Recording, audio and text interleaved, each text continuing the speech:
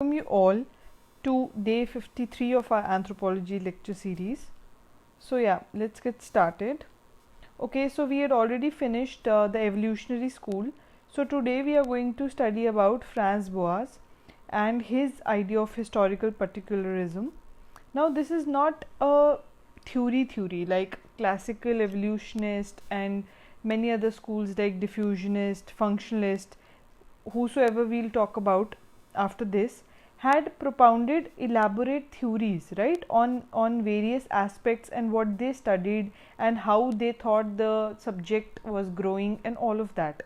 But Franz Boas was one such character who never gave a generalization, or you can say a theory, right, because he had his own perspectives which were like relevant, and he tried to work a lot in those times, and he is called the father of American anthropology. Okay, so but he didn't give any theory like classical evolutionist, neo evolutionist, functionist, diffusionist. So his is just an idea, and then he did but varied ethnographies, and he did massive work, massive field work, and that field work tradition in anthropology somewhere down the line started, and was his contribution, right? So let's see now. He was a geographer basically who had interest in social service, like social public works and all, and then he was into all these kind of things. He was a geographer. He also had interest in biology. Okay, so it made him a very unique person because he had society may, and he had biology. All these things were his interests, and you can see a person who has interest in both biology and society. That person would be such a good anthropologist, because then he can look at things from a more diverse way, right?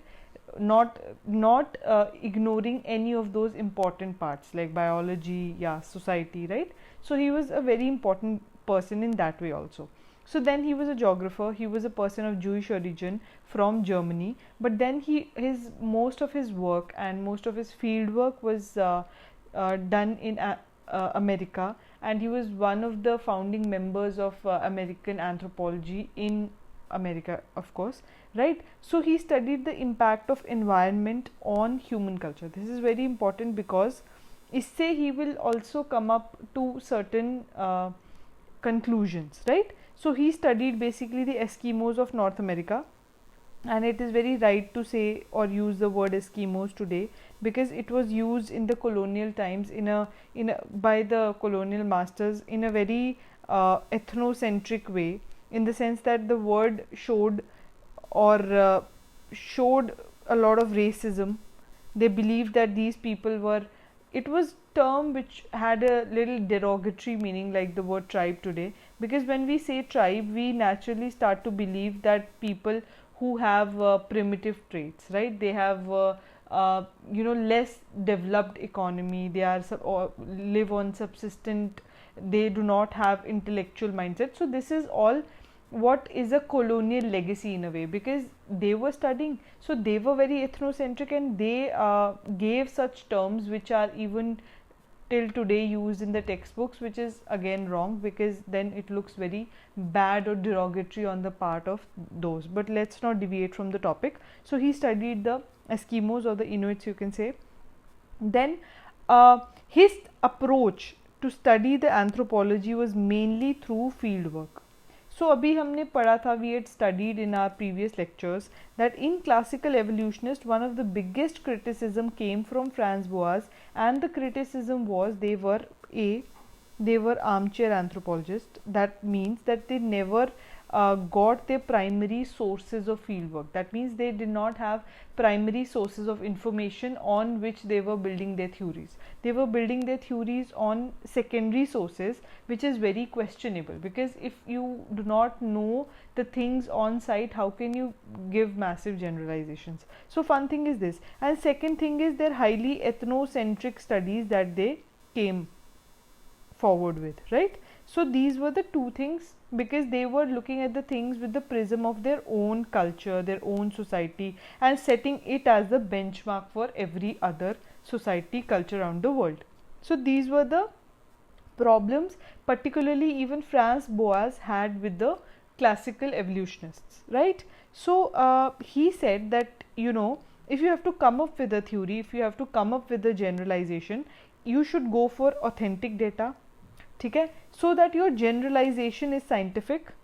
And if you want to make anthropology a science, science क्या होती है, science is very fact based and there is no chances of you know, your own ideas, right? For example, science जो भी होगा, right, every person would have the same laws for you know, Newton's law are the same, or wherever you study, science is going to be the same. It is not going to change across cultures, right? So that way it makes it a fact, right?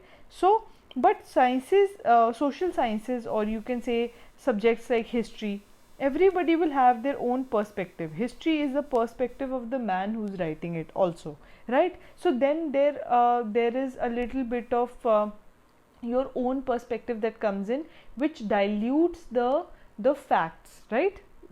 So if you want to make anthropology a science and not a subject which is more you know, not scientific, so you need to come up with authentic data. So this was his point of view, okay? And then he said that evolution was not wrong. In fact, it was ubiquitous, that means it was very common. So basically classical evolutionists were saying that evolution all around the world and in every society, people think alike, so there are similar cause and there will be similar effect because there is psychic unity of mankind. That means every place people think alike and they will evolve similarly, right, through the unilinear pattern of savagery, barbarism and civilization. So even Franz Boas said that evolution to hoga. So on that front he said yes, evolution will happen, but it is not going to happen in this way कि there will be similar cause and effects. No, it is not going to be such a pattern. ठीक है? Why it is not going to be such a pattern? Because I'll tell you. See, we'll take an example of wearing masks in different cultures. ठीक है? In many cultures, it is worn as a worship to its totem animal. ठीक है? We had also studied it in the religion. Somewhere it would be done to like magico religious purposes, to frighten people. ठीक है? To frighten people. ठीक है? Then there will be at many places it would be done for any other reasons, right? कुछ भी हो सकता है, to frighten people as a mark of respect, anything it could be. ठीक है? So in today's time also we see कि masks have a different purpose. So that means एक जगह पे you are trying to you know, frighten somebody, and one place you are trying to worship somebody. These are two very different effects. These are not two same effects, right? किसी को डराना और किसी को worship करना are two things at different, you know, if we take a poll, they are two extremes, right? So in that case what will happen is, you can't say that one similar cause is taking out same effect in every society, right? So hence we can say that every society is a culmination or a congregation of its own different circumstances in which the things are built, and you cannot compare, you know, it's not black and white that you can compare so easily. ठीक है? So whenever I'm telling you guys, so do not think that I'm giving my own perspective. This is what I am telling you, being that philosopher or thinker, right? So whatever I'm saying is the perspective of the person who we are reading, right? First point is this, you need to understand. So now let's take one more example. For example, eating habits, food habits across the world. Okay, food habits across the world. ठीक है? So for example, in Northeast, they eat many variety of non-vegetarian things. ठीक है? Whereas in Jain food, they don't even take garlic and many other vegetarian things also, ठीक है, they will not even cultivate and many of those things will happen, ठीक है. And then comes the Hindu culture, ठीक है, where we do not eat many times we do not eat non-vegetarian, right? And then there'll be Chinese culture also, they to eat so many things so which we cannot really eat, ठीक है. So there are different food behaviors, even a small thing such as food. There are so many cultures which are so different from each other. So saying that in Hinduism we do not eat non-veg and criticizing others just because they eat it does not make any sense, because it doesn't make any sense, because that kind of culture can be due to their own geographical reasons also, ठीक है. Any place where you think, मतलब for example, if cultivation is not possible, ठीक है, and doing agriculture is not possible, so now what will they eat? They will naturally rely on the kind of food that is there in the environment, ठीक है. So maybe this is the reason, right? Then Jains have their own philosophy of not cultivating food and eating in their own ways. So this is how different things and different cultures are there, which are a culmination of their geography, their climate, their culture, ठीक है, climate, culture, customs, ठीक है. So this whole makes every society different and unique from the other. So comparing two is very difficult, and then giving them and attaching them to the values of being savage or barbaric or civilized, so even more wrong. So this was what Franz Boas thought, ठीक है. So he criticized psychic unity because he did not believe that same cause will turn will take out the same effect in each society, because every society is different. Every society will develop things on its own cause and effect principle, ठीक है. So specific cause होगा for specific societies. Then in 1896 he wrote his article Limitations of Comparative Method of Anthropology. See, comparative method ही तो है ना, you're comparing the different societies and then attaching values like being savage, barbaric, civilization. So then he gave the criticism to it, saying that it is not possible. Every culture is very unique. It is developed in its own cultural settings, ठीक है, cultural geographical settings, जो बाद में इस पे Leslie white ने आगे बहुत काम किया था. So that is all what we are going to read in the further anthropological theories. I don't want to overwhelm you right now with so much of information.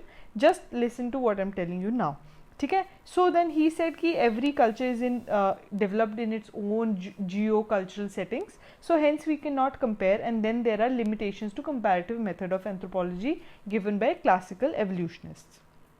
And then he wrote another book, Anthropology and Modern Life, where he talked about his ideas on anthropology and why anthropology was not only based on humans' curiosity, but it was much more than that. It had a realistic purpose. It had a meaning towards life. उसका meaning क्या था? To reduce the kind of ideologies persistent at that time. For example, racism, ठीक है. Then all these derogatory ethnocentrism, these kind of ideas which even till today are basis, very very much basis of our thought process. So we need to get above all this, and we need to understand that these castes, these divisions are nothing but very humanly created, right? So he talked about all these things. So then so again I've told you, historical particularism is not a theory per se. It is just his viewpoint, because he could never make or come to a conclusion, or he could never generalize, for the only reason that he wanted generalize, for the only reason that he wanted to be very very scientific, and he did not want to make any he didn't want to go to a conclusion without proper understanding of things. So he could never generalize because he was trying to take data of the whole world, which was merely impossible for one person, right? And then it would be so much of data to compile also, so then there'll be so many issues. While he could not do or collect data for the whole world, he was able to collect data for America. So even that is a big thing or a big benchmark to achieve, right?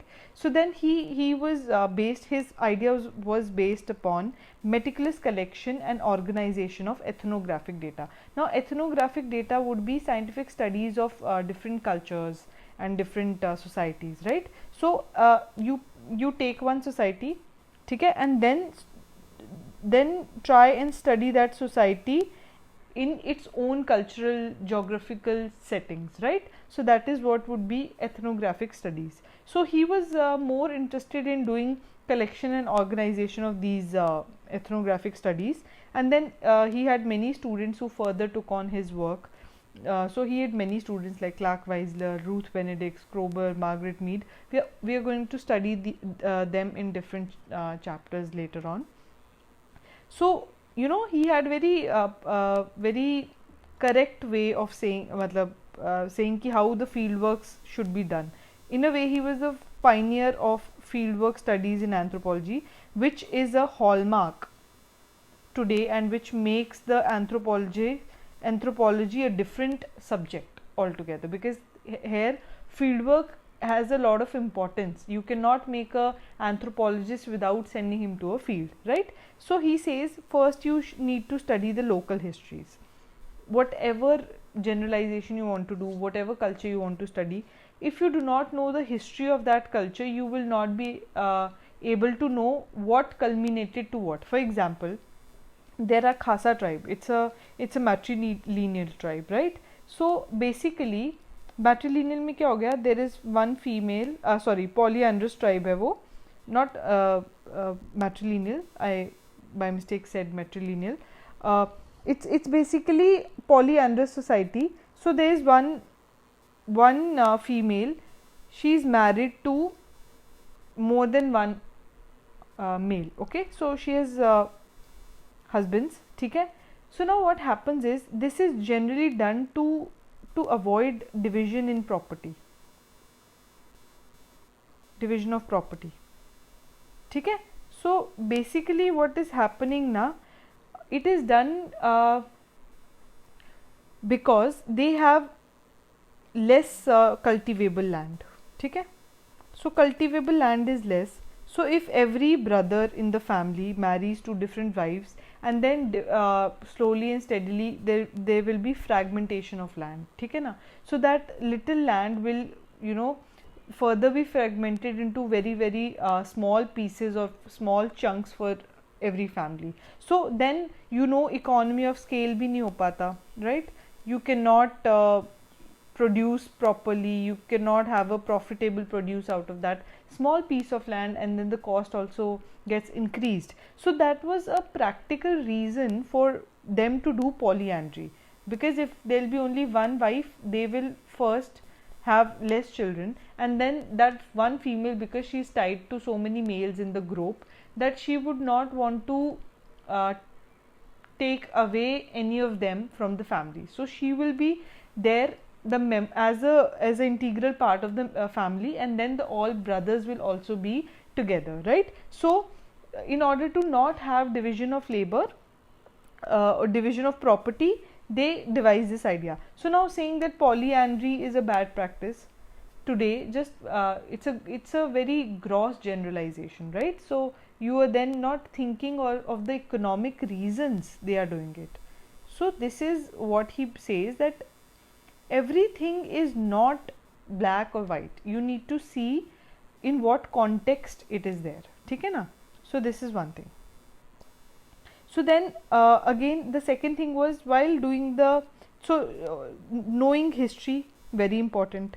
Then oral and written history, both is important. So he believed that many tribal societies, right, they do not even have any written history. So now are you not going to collect data from there? It is wrong, right? Then what you should focus more on is the oral history. Why not?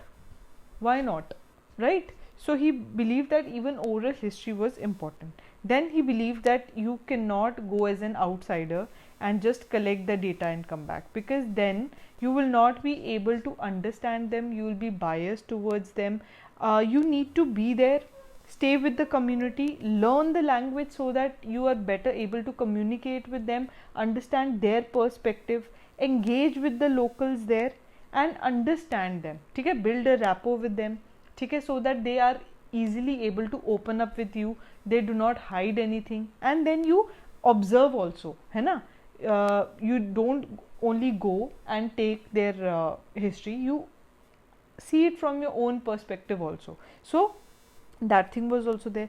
And he at that time said that women participation in anthropology is a must, because then a whole chunk of a whole chunk of population would be left behind, because generally whenever there is any studies, only males are more involved, right, as a recipient of information, also as observers, and the person who is giving the information also. Not many times women are asked their perspective, their point of view, and then women are not very comfortable opening up to males in a lot of societies also, right? So then women participation is very important, because that whole chunk of population you are going to leave behind otherwise, right? So this was another thing. Then based on this, he said there is cultural relativism. Relativism means that you study the culture based on its own historical perspective, its own geographical cultural settings, right? And then you try and understand those cultures and not look at those cultures with the prism of your own. So you are neutral, okay, and study them in their own specific settings, in their own unique settings. So this helped a lot in fighting racism, the concept of racism in America. And if we also try and understand this, a lot of problems of humankind would be solved, right? So then, but he was also flagged with a lot of criticism, like he never did any generalization. So the problem is that why to collect so much data, why to do so much of research when you do not want to give any theory only. So this was the first criticism. Then this was unachievable, nobody can collect the whole data on its own. So if for example I take the data of somebody else for a chunk of the world, then it again boils down to secondary data, right? And then it will be made with the person who has created this data, his bias would be there. So then you can never do a generalization, that means, because if you do not have authentic data, tab tak you should not do the generalization, is what Franz Boas believed. So then you can never do it, because pura data to koi bhi collect nahi kar payega, right? So then it could never be synthesized. And then many functionalists and later anthropological theorists believe that now what relevance is there for the historical why should we study the past, because he was saying study the history, because history is very important to understand the cultures today, right? But then these theorists said ki we are not interested in the past, what culture processes of the present and how do they impact the cultures today and how are they